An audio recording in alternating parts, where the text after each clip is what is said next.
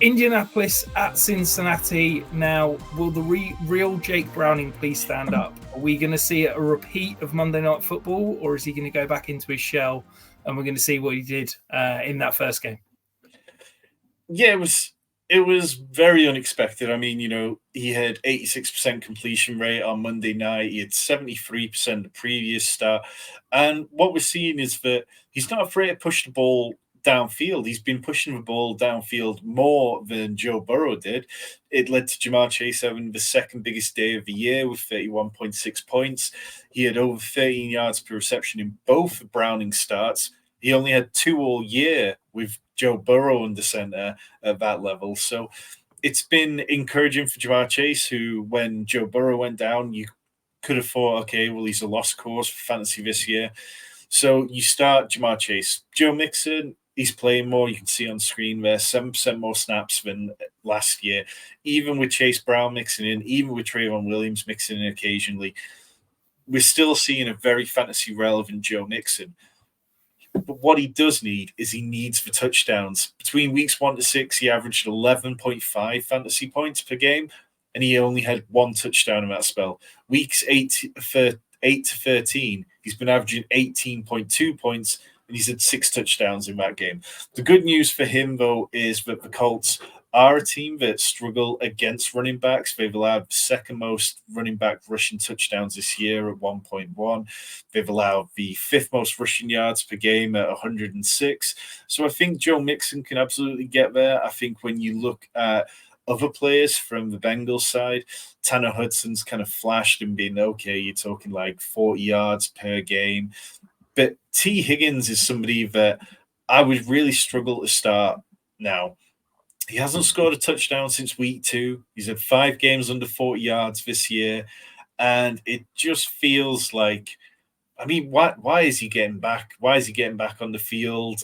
I know the Bengals are kind of in the playoff mix, but I don't get it. And this game, though, I'm definitely feeling like there's potential in this one because Gardner Minshew, when he gets the ball out quickly, he's been fantastic. It's like the longer he holds onto it, that's when everything becomes a problem.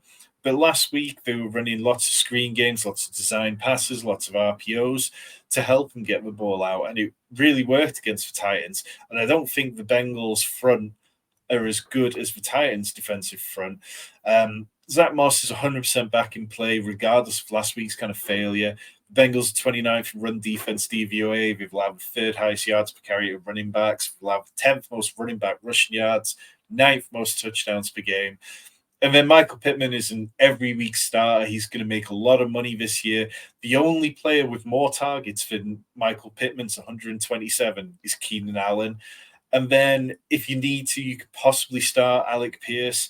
Last week, it feels a bit points chasey. It was the first time that he's had, he's averaged 26 yards per game over the course of this season before last week. He's only had 1 game with 4 or more receptions. So it definitely feels a bit points chasey. But the team had talked about how they wanted to get him more involved. And then Josh Downs, I mean, he hasn't finished inside the top 40 wide receivers in the last 4 games. So I think that one definitely feels a little thin. But the Bengals defense has got all kinds of problems. So maybe this game shoots out and becomes one of those kind of real sneaky upside games. I can't get on board with any sort of Alec Pierce optimism. This is a guy that's had 1 week inside the top 36 wide receivers. He's averaging 0.9 yards per route run, 10% targets per route run. It's just, there's squeaky wheel, there's chasing points, but I think you're chasing down a blind alley there. The Joe Mixon point, I'm intrigued, Tom. The Colts are 32nd in adjusted fantasy points allowed to the running back position.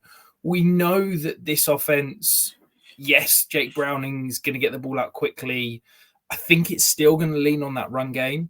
Do you think that if you're a contender, whether it be redraft, whether it be, Dynasty, you could potentially go out and try and buy Joe Mixon for this playoff stretch? Because he's got some decent matchups. Yeah, I don't hate it. I think that you can probably acquire him quite cheap. I mean, like a mid-second would probably do it, I'd imagine, in Dynasty at this point, because he's not going to be back with the team next year. He saw a season high 7 targets last week, which, normally when players lose their quarterback, we're not expecting an uptick in the things that are valuable. But he got 7 targets last week. Obviously, he had 2 touchdowns. It was first game with 2 touchdowns all season. So yeah, I don't hate that at all. I think there's plenty of sense there. Yeah, absolutely. I think there's a lot of players being talked about as players to go and target down the stretch, and I do wonder if Joe Mixon could be one. And if you're in Dynasty, go and have a look at Chase Brown, because I think he's going to be the lead back in Cincinnati next week, and you can probably get him very cheap right now.